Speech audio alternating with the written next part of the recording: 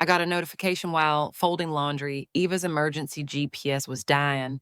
Nothing big, right? Just a low battery, except Eva never lets it drop below 70%. My daughter was in the Arizona desert, no signal, no contact, and when I finally found her limp and heat struck beneath a rock ledge, she looked me in the eye and whispered, "They took my bag on purpose." That was the moment I stopped being a daughter and became a mother at war. Let me tell you exactly how my own family tried to erase her and how I made sure they were the ones who disappeared. It started like nothing at all. I was folding a pile of towels in the laundry room, mine half scrolling through nothing, and I got a soft ding on my phone. I almost ignored it. Thought it was one of those silly updates, your daughter hit her step goal or time to hydrate, but this one made me pause.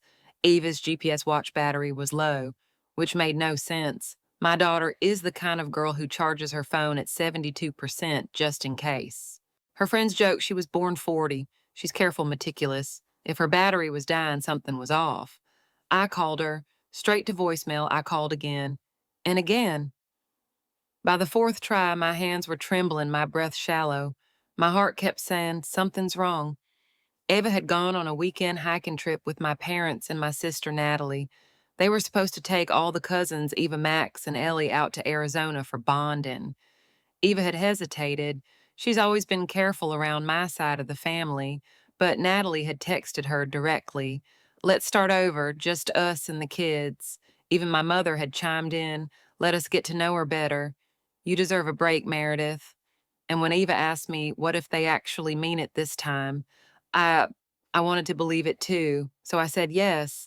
But now she wasn't answering, and the GPS dot on her watch was blinking from nowhere. Not near a town, not even close to a trailhead, just red rock, desert heat, nothingness. I opened the location app, my fingers went cold.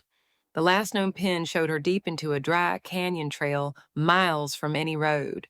115 degrees that day. No water source, no shelter. I called my mom. She answered on the second ring, like she was waiting. Oh, she wandered off a bit, she said casually. She was upset about something, said she needed space. In the middle of a desert, Natalie chimed in on speakerphone. She's being dramatic, Meredith. You know how she gets. I stood frozen. They didn't sound panicked, didn't sound worried, not even a little. I hung up without another word, because if I kept listening, I would have screamed. Or worse. Instead, I opened my laptop and booked the next flight to Flagstaff. Then I did something I hadn't done in over a decade. I called Luis. He picked up on the second ring. I need you, I said. He didn't ask why. Just said, where by the time I landed, he was already there with a Jeep, water, a med kit, and a look in his eyes that told me he knew this wasn't a normal search. We drove in silence. I kept seeing Eva's face in my head, her stupid sun hat, her oversized water bottle, the bag I helped her pack myself. SPF 70, trail mix, extra socks. I'd hugged her twice before she left, told her I loved her 3 times, like that would be enough to keep her safe. And now her dot had stopped moving. God help whoever let that happen. We reached the trailhead an hour before sunset. No other cars, no rangers in sight. The little station nearby looked abandoned, like even the wildlife gave up on this place. Louise stepped out and scanned the horizon like he was reading a secret language. I handed him the GPS pin from Eva's tracker. He frowned. She's way off path, he said. If she's not moving, that's not great. I nodded, couldn't speak. My throat felt like sandpaper. If I opened my mouth, I'd either scream or sob, and neither would help her. We started hiking. The desert hit me like a wall. Heat clung to my skin, my boots filled with sand. Sweat poured down my spine, but I didn't care. My body was moving because my child was somewhere out there. Maybe alone, maybe scared, maybe worse. After 20 minutes, we passed a dried out riverbed, then a scrap of foil granola bar wrapper. My heart jumped. Luis pointed to a rock ledge. There, he said. A scarf. Ava's scarf, tied to a rock like a signal. She's trying to be found, Luis murmured. My knees buckled, but I forced myself upright. We kept going. Step after aching step. At one point, I saw something move in the distance. A shadow. A figure, but it vanished. Heat tricks. Then Louise spotted something else, a bottle. Ava's water bottle still warm. She's close, he said. We climbed a final ridge sun, now dipping low. The air felt thinner. Then I saw it. A flicker of movement under a rock outcrop. Something curled. I ran, nearly tumbling down the slope. Louise shouted after me, but I didn't hear him. I just ran. And there she was. Ava, face flushed, eyes cracked open just enough, lips dry and split. That ridiculous sun hat still on her head. Alive, barely. I dropped to my knees, pulled her into my arms. Her skin was burning like she'd been in an oven. She whispered something, faint. What I asked, brushing dust from her cheek. They took my bag, she said. On purpose. I stopped breathing. Her bag, the one with her emergency charger. Extra water, her ID, that wasn't an accident. That was a decision. I held her, had her trying not to fall apart. This wasn't just neglect. This was a setup. And I knew exactly who planned it.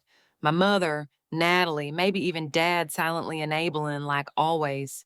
They thought they could leave her out there and no one would ask questions. They underestimated two things: my daughter's will to survive. And me. The hospital lights were too bright, the hallway too quiet. Eva was stable, they told me that right away, but her body had been pushed to its limit. Heat exhaustion, moderate dehydration. Her heart had flirted with arrhythmia. Her kidneys weren't happy, not fatal, they said. Not this time. I sat by her bed, still in my dusty hiking clothes. My boots left faint red prints on the white tile. I hadn't cried. I still didn't. I was too far past that. What I felt now wasn't sadness. It was cold, sharp, controlled. Louise handed me a bottle of water in the hallway. They left her, I said. He nodded. I figured. They took her emergency bag. Intentional, he said softly. They wanted plausible deniability. Do you think it'll hold up? I asked. Louise didn't hesitate. Depends. You want to go quiet or loud? I stared at the wall. I thought about what Eva had whispered to me on that rock.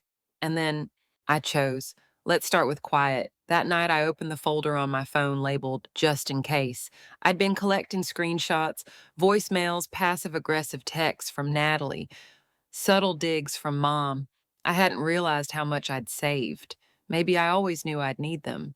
Then I checked Eva's bag, the one Louise had recovered from beneath the ledge. Her vlogging camera was still inside. Of course it was. She's 17. She records everything. I opened the last video. The footage was shaky but clear enough. Natalie's voice, go get some good shots. We'll wait here. Eva's voice, okay, I'll be quick. Then silence. The sound of her footsteps, then a whisper. Where did they go? I paused the video. My hands were shaking again, but not from fear this time. I made copies of everything. 3 backup drives, printed screenshots, the GPS logs, showing Ava's movement patterns, her walking, stopping, circling, then staying still for 2 full hours. Then my own icon arriving, the digital proof of her survival, of her abandonment. I didn't call Natalie or Mom or Dad. Instead, I emailed Mr. Benson, Grandma Margaret's attorney. Subject line, urgent Arizona incident. I attached the footage GPS logs. Eva's hospital intake form, a scanned image of the note she'd written and tucked in her sock. My name is Eva. My family left me. My mom's number is in my camera bag. Please call her. No commentary, just facts. Benson replied within the hour. Received. Meeting with Margaret tomorrow morning. Then I called the local sheriff's office. Calmly, clearly, I asked to speak to the detective who handles trail incidents. Did they report her missing? He asked. No. Did they leave the area? Yes. Did they ever go back to look? No. Do you have reason to believe they knew she was left behind? I do. And I can prove it. There was a pause. I'll send you a secure upload link, he said. Don't use email. I walked back into Eva's room. She was awake now. Pale, quiet. Are they coming? She asked. I sat beside her, looked her in the eyes. Not unless it's in handcuffs. She gave me a faint, cracked smile. The next morning, Ava's voice came back. So did her fire. She looked at the nurse and asked if IV fluids counted toward her hydration app goals. Then she turned to me and said something I hadn't dared to think. I don't think they ever planned to bring me back. I didn't argue. She deserved honesty now. We spoke in fragments. She told me about the gas station stop on the second day, how Natalie took her emergency bag out of the car by mistake, how she'd been told to keep her main phone off so it would charge faster, how her cousins Max and Ellie were told Eva's meeting a friend later. We'll grab her on the way back. Every piece fit too neatly, too perfectly. They'd scripted it. I asked her, "Do you want to report this yourself?" She stared at the ceiling for a long time, then said, "No, I want you to." Good, I told her, because I already did. That afternoon, I received a second email from Mr. Benson. Subject Arizona incident. Spoke with Margaret. She's seen everything. Stay available over the next 2 weeks. This will not stay quiet. A few hours later, the sheriff's office called back. Reckless endangerment of a minor, failure to report a missing person. Child neglect, formal charges pending. They were preparing to notify the individuals involved. Still, I didn't tell my parents, didn't tell Natalie. Not because I was afraid, because I already knew what they'd say. Natalie would shout about misunderstandings. Mom would say I was blowing it out of proportion. Dad would probably email me an article about forgiveness, no subject line, no message, just that quiet nudge of guilt he specializes in. No, I didn't want explanations. I wanted silence. And I wanted other people to hear the truth first. I printed every document and placed them in my emergency binder. Grandma Margaret once jokingly called it the family fallout kit. I added a new tab, Dissert. Inside it, screenshots of the text inviting Eva to the trip, GPS log, hospital records, a printed, still from the video where Eva says, "Where did they go?" The note from her sock, and my own handwriting on a single page. They left her on purpose because she was in the way. Days passed, then weeks, and then the invitation came, brunch at Grandma Margaret's estate. Sunday, everyone would be there, no subject line, no details, just a location, a time. Ava and I showed up 15 minutes early. Margaret met us at the door, cane in one hand, stack of papers in the other. She looked at Eva, touched her face gently, and said, "I hope you're ready, because I am." We walked in. The rest of them were already seated. My parents, Natalie, Max, and Ellie. The air was thick, like everyone was waiting for a storm, but pretending it was just another sunny day. Only Margaret knew it was already raining. We didn't sit near them. Ava and I took our seats at the far end of the table. No hugs, no smiles, not even fake ones. Natalie gave us a tight-lipped grin, the kind you give someone at a funeral you secretly hoped for. She leaned slightly and whispered across the table, "Can we talk after this?" I didn't look at her. "Absolutely not," I said flatly. Then Margaret stood. All motion at the table stopped. "Let me tell you something about my grandmother. She's 92, walks with a cane, and still manages to command a room like a general." Everyone shut up. Instantly, she didn't raise her voice, didn't bang a glass. She just looked at each of us like she was calculating exactly how disappointed she was and how many chances we had left. "Thank you all for coming," she said. "I have an announcement regarding my estate." The oxygen in the room vanished. You could feel the shift. Natalie straightened eyes narrowing. Mom clutched her pearls, yes, literally. Dad paused mid-chew. Margaret continued. "Some of you have disappointed me profoundly. You tried to hurt what I love to preserve, what you think you're owed. You will not succeed." Natalie's lips parted, but Mom reached over and touched her wrist. That single move said, "Don't, not here, not now." But it was already too late. Margaret lifted the stack of papers. "Effective immediately, my entire estate will be inherited by one person," Dad whispered. "Margaret, this is insane." Mom's jaw clenched. Natalie exploded. "She's manipulating you." She snapped, standing. "She's 17. She's unstable. She ran off on that trail by herself. She just wanted attention." I stood. My voice didn't shake. "She nearly died." "Oh, please," Natalie sneered. "You probably told her to stage it. You love being the victim. You left her in the middle of a desert," I said. "She didn't have to go." "You invited her." Natalie's eyes flared. "I didn't think she'd say yes." The room froze. That one sentence hung in the air like a detonated secret. Grandma Margaret's voice sliced through the silence. "So you admit you lied to her?" Natalie's mouth opened, closed, again. No words came. Mom looked away. Dad took a long sip of water like he could hide inside it. Then Grandma Margaret said, I have reviewed the evidence. I have spoken to my lawyer, and I have pressed charges. Natalie went pale. What? The sheriff will contact you this week. Possibly tomorrow. You can't do that, Mom shouted suddenly. She's your granddaughter. Margaret looked at her like she was a stain on her good rug. And Eva is my great-granddaughter. She has more of me in her than either of you ever did. The room could have caught fire and no one would have moved. Natalie stood, rage boiling over. You've always hated me, she yelled. You've always wanted Meredith to win. Grandma Margaret didn't even blink. This isn't about Meredith. Natalie turned to me, pointed. You put her up to this. For the first time all day, I smiled. No, I said. You did. I just made sure people saw it. The fallout was immediate. Formal charges were filed that same week: reckless endangerment, neglect, failure to report a missing person, conspiracy to interfere with a legal trust, and yes, attempted manslaughter. Because once law enforcement saw the full timeline, the missing bag, the abandoned Jeeps, the record heat, there was no misunderstanding left to hide behind. Natalie hired a publicist. My parents lawyered up. The group chat, dead. No apology calls, no teary voicemails, just silence. And one envelope. Ava opened it at the kitchen table, handwritten from Natalie.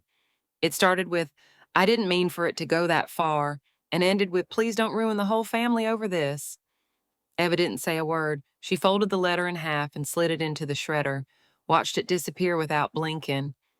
Was that too much? She asked quietly. No, I said. Not nearly enough. We stopped going to family holidays. We started hiking instead, just the two of us. Every trip we packed, too much water, too many chargers, backup sunscreen, and a whistle. Eva insisted on blowing at random just to annoy me. Sometimes I pretended to be irritated. But inside, every time I heard that shrill little sound, I smiled. Because she was still here, still loud, still mine. They had wanted her gone. But now they were the ones who'd disappeared. 9 months later, we returned to Arizona. Not for a hike this time. For the trial.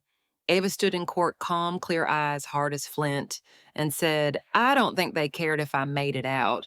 I think they were hoping I wouldn't. Her voice didn't crack once. I gave my statement too measured, factual, steady.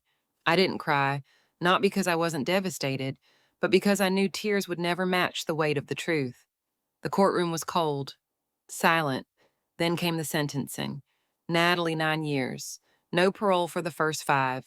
My parents, 6 years each. The judge said, this was not an accident. This was a coordinated act of abandonment fueled by entitlement and greed. If not for the swift action of this child's mother, this would be a homicide case. We walked out into daylight. No cheering, no triumph music, just sunlight on our skin, the crunch of gravel beneath our feet, and Eva taking a long, deep breath beside me. She didn't say anything. She didn't need to. Some victories aren't loud. They're quiet, but they're permanent. It's strange the way life keeps moving, how groceries still need to be bought, how laundry piles up again, even after everything burns down. The last time I saw my mother, it was outside a grocery store. I had just stepped out with a bag of lemons and paper towels when she approached me in the parking lot. She looked smaller than I remembered, or maybe I was finally seeing her without the lens of daughterhood. Meredith, she said, do you really want to destroy everything over a misunderstanding? I stared at her. You left my daughter in the desert. She blinked once slow, then in the same tone someone might use to ask about the weather. She said, well, she's fine now, isn't she? I didn't answer. I just walked past her, let the car door slam shut behind me. That was the last time we spoke. A few months later, Eva started therapy, not because I made her, because she wanted to. She said, I need somewhere to talk about it where I don't have to protect you. I nodded. That's fair. She still doesn't like talking about what happened, but sometimes it surfaces in the middle of a car ride or when she zones out during dinner. Once I found her crying in the pantry, not loudly, just sitting on the floor with a box of cereal in her lap. She looked up at me and said, do you think they ever loved me? I sat down next to her. I think they loved the idea of you, I said. Not you, not really. She nodded, quietly. Sometimes she laughs now, really laughs. the kind of laugh that cracks open the room. She started sleeping with her door open again, leaves her water bottles half finished around the house. That used to annoy me. Now I let her.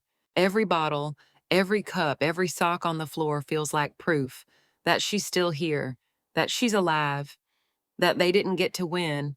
As for holidays, we don't go to family gatherings anymore. We go hiking. It's our new tradition. Eva brings her whistle, I bring the sunscreen. We carry too much over-prepare like lunatics and joke about having a satellite dish strapped to our backpacks. But it's worth it for peace, for control, for safety. She's 17 now. College applications are scattered across our kitchen table. She wants to study law, says she wants to understand how systems work so no one can ever twist them against her again. I told her I think she'll be terrifying in the best way. And last week, for the first time, she said, I think I'm going to be okay. I didn't cry, but I came close. I've learned something through all of this.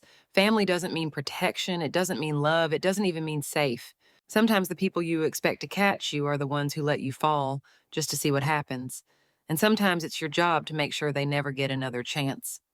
Eva survived, not because they helped her, because she was strong enough, and because someone was watching. Someone cared enough to notice the ping, to trust their gut to get on a plane without hesitation. I don't regret a thing, not pressing charges, not cutting them off, not burning the bridge. I only wish I'd done it sooner. Because now, Eva laughs again, sleeps peacefully, leaves dishes in the sink, and every bit of it feels like a victory. So let me ask you, would you have done the same in my place? Am I wrong for making sure they paid the price? Let me know in the comments. And if this story struck a chord, share it. Subscribe, because sometimes by that justice does get served, and sometimes it wears hiking boots.